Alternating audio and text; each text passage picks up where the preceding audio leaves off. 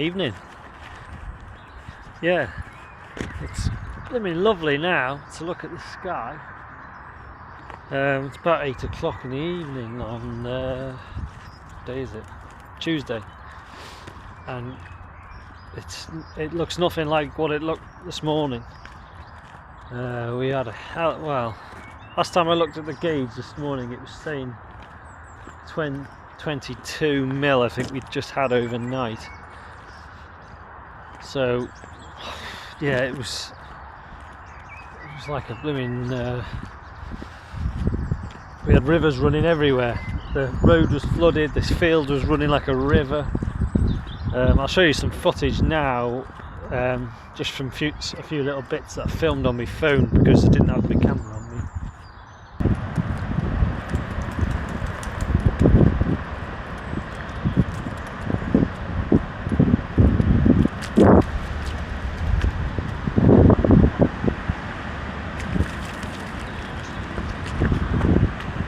$20 mil we've had overnight. I think it's as wet as ever, but horrible morning, blooming horrible. Really, unless you had to be, you really wouldn't have wanted to bloody get out of bed this morning. It was that rough, blowing a gale and raining heavy all morning. But to look at it now, it's completely different. The water's still here, but it's nowhere near as bad as it was. So yeah, anyway, I just thought I would just picked up my camera now. I haven't had it with me all day. I've run the digger out to where it's gone to do a job, so the day's nearly over. I've got the egg boxes arrived first thing this morning, so I did a load of egg packing this morning because I didn't pack it. Normally I pack eggs every day, 7 days a week. I pack some eggs, but I couldn't do any for about 4 days in a row because I ran out. So I've done about 3 days worth this morning, so I've got nearly ready for deliveries tomorrow. But I've got a bit more to do tonight, so I'll get that done, and then we'll finally be back on top of the job. These pullets, they seem to be doing pretty well. They're strange. What you look out for when in this first couple of weeks, when they're just getting ready to come into lay, you look out for whether they've eaten, so you can feel their crops to see whether there's any food in their crops or water. But weirdly, every time I've been going in the evenings, like later than now, and just having a walk around them, and I'm feeling some of them, and it's weird, you can't seem to notice that there's a lot of food in their crops, but then they never do. It's always a big difference from like a hen that's in lay. An older hen that's in lay will eat loads of food in a day, but a pullet that's not come into lay yet, they don't need to eat anywhere near as much. So it's yeah, it just doesn't seem like there's much food in their crops, but I keep weighing them, and they seem to be putting on weight, so I'm quite chuffed. You know, sometimes you got to keep them 3 weeks. Well, we've only had them like 4 or 5 days. I weighed them when they come in, which I don't normally do, but as we were literally unloading them, and I think they were 12. I think you only weigh about 15 or so, 10, 15, and I think they averaged about 1280 grams. The day, which is that'll be when they're at the lightest at the end of their transport, because obviously they're not eating for hours and they've gone through a load of stress and temperature changes and whatever.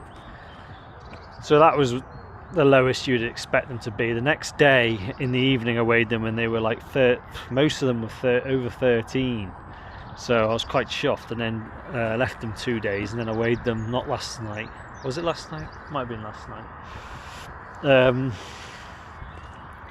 And they were, I didn't write down the numbers, but from what I just averaged in my head, I was thinking the majority of them are heading towards like 1400 grams, so which is bloody brilliant, because you mean we only take them up to around it depends on what size eggs you want. If you want to try and avoid medium eggs, small eggs, you know, your tiny 7s and 6s and 7s, you want to hold on to them, leave them on the lower amount of light, on 10 hours of light, for a bit longer, until they get up to like 1500 grams, 1550, or even more if you're really patient. Let them put loads of weight on before they even start thinking about laying eggs. But we're always just desperate for the eggs, any eggs. I can sell small eggs and medium eggs. I'm quite happy with medium eggs, so we usually let them, well, I usually let them get to about 1450, or just a touch over 1450, and then give them an extra hour of light.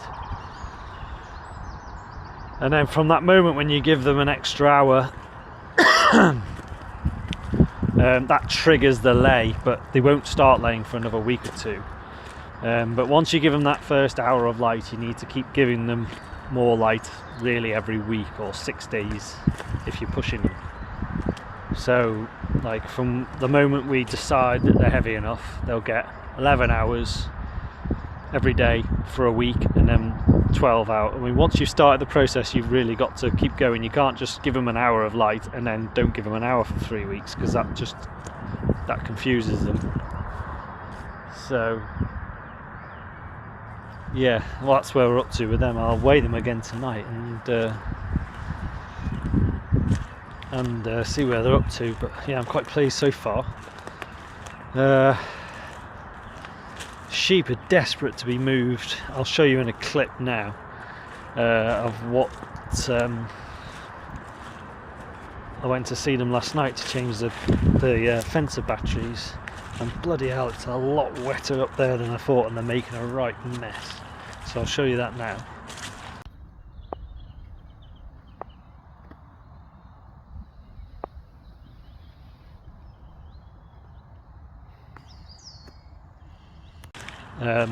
So yeah, they want moving, but I haven't had time to do it today. And where they want moving is Christ, look at this. Bit of water running. I mean, they look happy enough from a distance, but yeah, where they want moving is just down a bit further down the track, just a bit of a footpath. So I think it would make a lot less mess if I just run them down the path into the next field. I've got the little 4-acre fields where they want to go, which is no drier. If anything, it's a wetter field than where they're on, but there's loads of grass on it, and it's fresh reseeded grass. Quite a bit of ryegrass in it, and it's shooting up, but it's not going to crop because it desperately needs some feed. So I want to get it nipped off, just to buy a bit more time to be able to get some fertiliser or muck on it. But as it is at the moment, not going to be able to get anywhere near it for a good couple of weeks. So I think I'll chuck the sheep on it and just blitz it for probably only 2 or 3 days, and then we'll have to load them up and bring them back here. They can graze this bit of grass that's just round these sheds, and then come Monday I think we'll have to send a load to the market, whether or not they're however heavy they are, because I've just run out of options really. So I think I've already said all that before, but anyway, a lot of rambling, but I'll catch up with you tomorrow. Yeah, so I'm just making some like a pallet frame to start putting this greenhouse into. I thought that for the time it takes to do this, I can just put me bars, whether it be steel bars, because there's going to be all the vent system frame, which I think are all round tubes. Then there's going to be all the square box section, which is steel, like 10-foot lengths of square box, and then there's all the aluminium which comes off the sides and the roof, which are going to be like 6-foot lengths of pieces of aluminium bar. So I thought, well, I can put my bars, make these pallet things, put all my bars in there, and then you can just chuck a strap over them, bring them home and take them off the forklift, save double handling them on and off the trailer. That was my idea anyway, so I've just whipped one off now, just see what it's like, and it seems alright. I've got this, this is the glass crate. I've just put it on a new pallet. Just needs a couple of bars. I've run out of timber. Needs a couple of bits of timber to go across for the glass to sit on. And then there is another two down back in my yard, but I haven't dragged them out yet. But I don't think there's any rush. I think there's quite a lot of vents and things to take out first. I just thought I'd get one ready. Yeah, I've just been using these screws, but they're flipping out, they're hellish things. So they've got a hex head like a tech screw, but there's a real girthy screw, and you'd think that they would split the wood, but they don't. I've just used some really old rotten bits of rail, which I got off a fencing job like a year or two ago, and it's not split a single one of them. So yeah, really brilliant things. Spectre they are. I think I got them from Tool Station. But yeah, just, you know, having a decent head on screws just that never slips is just bloody valuable. And then if you wanted to come and take it down, you could just whip it down in no time. We got them for putting that shed up, rebuilding that shed at Dan's. You know, if you're ever building a garden shed and it doesn't have decent, if it's got like posi drive Phillips screws on it, just do away with them and get some of them, because that shed I've taken down, which I've got all my egg packaging in, I've rebuilt that twice, and that had these in, and just makes the job so much easier, and it just pulls everything tight together. They're dead strong. Anyway, that's my screw plug. So yeah, I'm just thinking I might just head down there and have a look, see if I can start taking some bits together. But you know, by the time I get all my tools together and get down there, it's probably going to be bloody going dark. Anyway, not to worry. So I don't know what time it is, 4:30 in the afternoon now. It stopped raining. It's been raining all morning. So besides my jobs, I just did a few office jobs. I did a bit of work on my VAT return, so I'm just going down now to have a look at this greenhouse, and we'll see I have no idea what I'm going to do. I'm expecting to probably start taking down some of the vent framework. I think that's the first thing to do, so we'll get down there and we'll have a look and see what we get done in an hour or two this evening.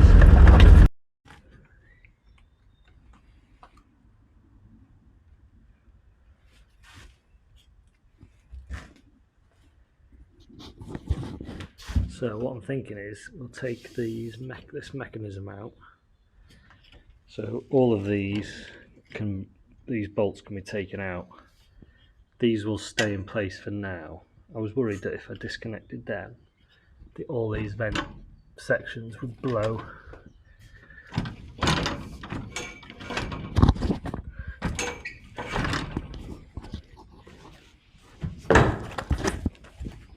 But there's actually a spring, so they can be disconnected.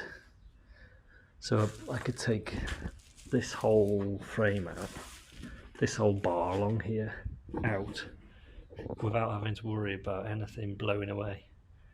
So that might be my first job. So yeah, I'll go and get some spanners.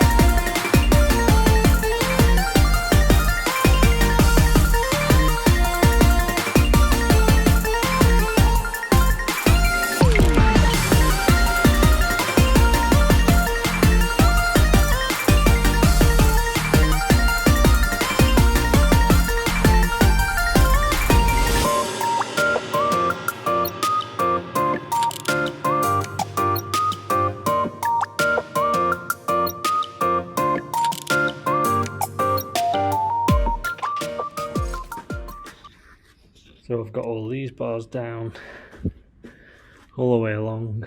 I've just got one more left to do here. They're like 20 foot bars, big, they're like 2.5 inch round steel.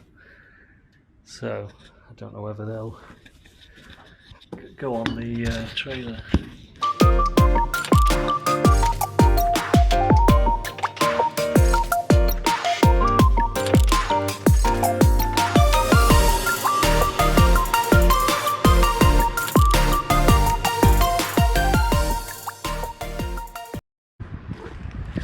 Yes, yeah, so I got a little bit done. Didn't bring anything home, but took all the there was like sprinkler lines and rails that were holding them up. Took all them down, and I got all the vent mechanism taken down, which you saw.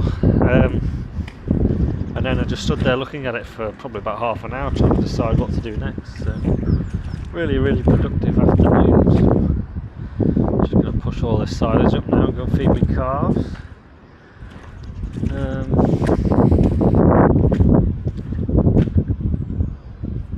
Yeah, call it a day, I think. So yeah, we'll catch back up tomorrow. Christ, I could do with a shave. Right, sun's shining.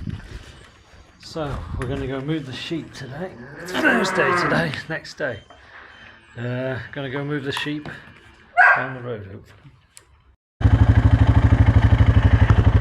So the plan is to move them onto here.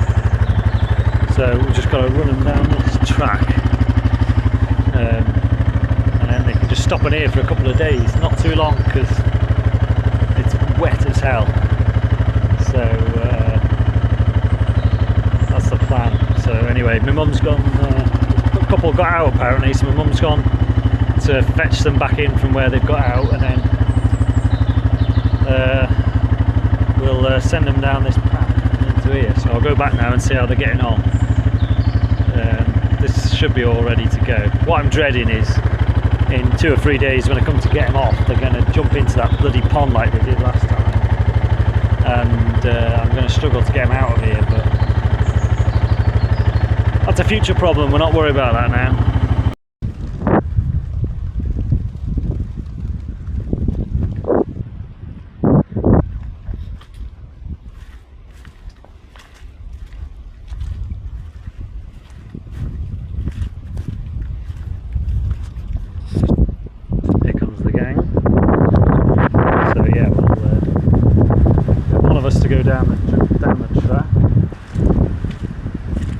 Halfway down that track, turn them in up the lane.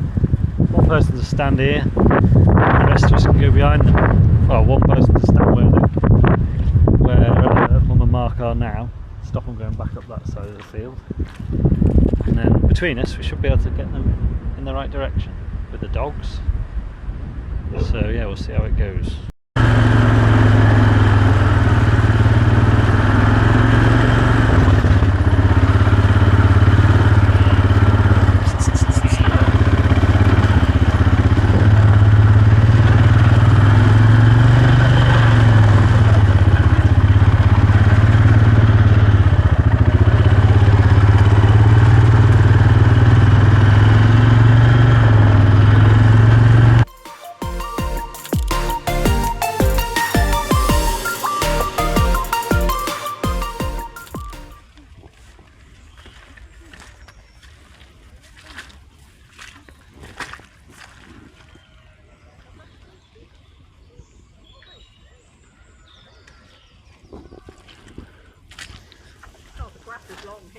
Yeah. Just thought I'd show you. I'm at the top of my yard, and I thought I'd show you these pits. This pit here nearest us, in my whole, well, there's 3. There's one there, there's one over there in the distance, and there's a little one here. They're sort of split up into 3 different pits. They were like old marl pits, I think, that were dug out for clay years and years ago. but in my whole, I've lived here all my life, and my whole childhood, I've never seen this pit nearest us with any water in up until about two or 3 years ago, and it flooded. It filled up with water, and it was a major shock to me because I'd never seen it hold water. We used to have pigs in there, and one day it filled up with water, and I was like, bloody hell! But then the next day it'd gone. All the water had gone. Where the hell it goes to, I don't know, because the fields behind, which are way higher up level-wise, are very wet fields. But anyway, yeah. So this, I don't know whether you can see, but there's fence posts around this pit. Because we used to have a pig run in there. That's where we used to keep our boar, and then further over there's like a bit of a mound of soil, and then there's another pit, and that's, I don't know whether you can just about see, there's an ark, a pig ark there, and that's where we used to keep a couple of sows. We used to have a bit of just an electric fence pen round there. So but the pit in the corner is always full of water, but that's filled up, overflowed into this one, and then this one's filled up, which never normally holds water. Anyway, I'm sure no one really cares, but it's interesting to me to see so much water in a pit that's never held water before. It must have some sort of deep drainage, some outlet for the water to go, because like I say, it just never held water, and all the fields around are very wet fields. So anyway, I'm just halfway through scraping my cows out, but the last couple of loads I've spilt so much muck on the yard. I've tidied all that up, and I've already ended up with a full trailer before I've even half scraped out the cows. They're all waiting to be fed, but I don't want to feed them until I've finished scraping out, otherwise they'll be hard to get off the passage. So we're going to tip this load, and then I think I'm going to have to take the bucket with me next time and push it up. I don't know where I'm going to keep tipping all this muck all summer. I just don't know. I think I'm going to have to take up the fence that's behind the cattle shed in the top yard, buy a couple of loads of crushed brick or something, to screen off that bit of area where I've had all the brick, and then I'm just going to have to drive back up across that and tip onto that bit of soil onto the field, and just try and make a massive pile there over the summer, because if I'm not going to get any muck out this spring, which is looking more and more likely, I'm not going to have anywhere to tip it where I would normally tip it. So I think I'll definitely have to have a go. If it ever happens, I'll definitely have to have a go spreading something after first cut.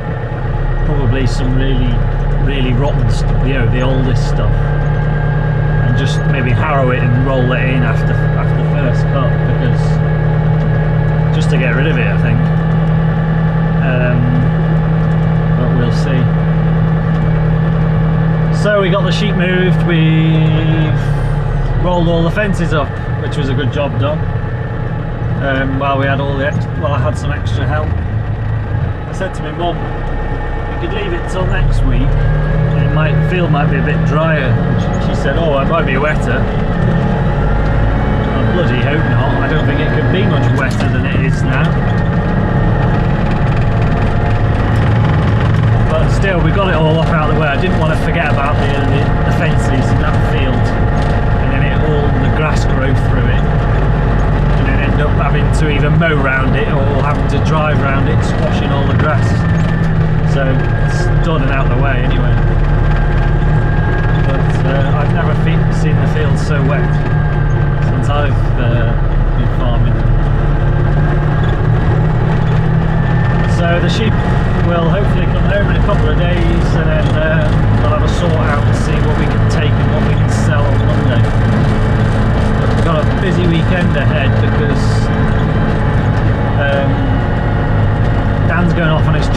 Monday, which has come very quickly. So we've got to sort of try and get the flushing system in place for these pullets. And maybe have a go taking some of the glass out of this greenhouse. Yeah, it's going to be a busy one. So I'll probably end this video here, it's probably long enough.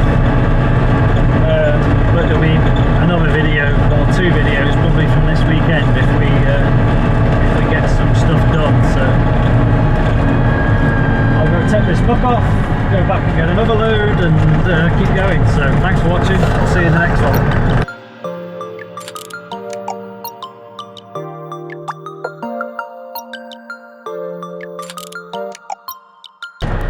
Before you start making fun of my haircut, yes, I did it myself, and no, I don't care.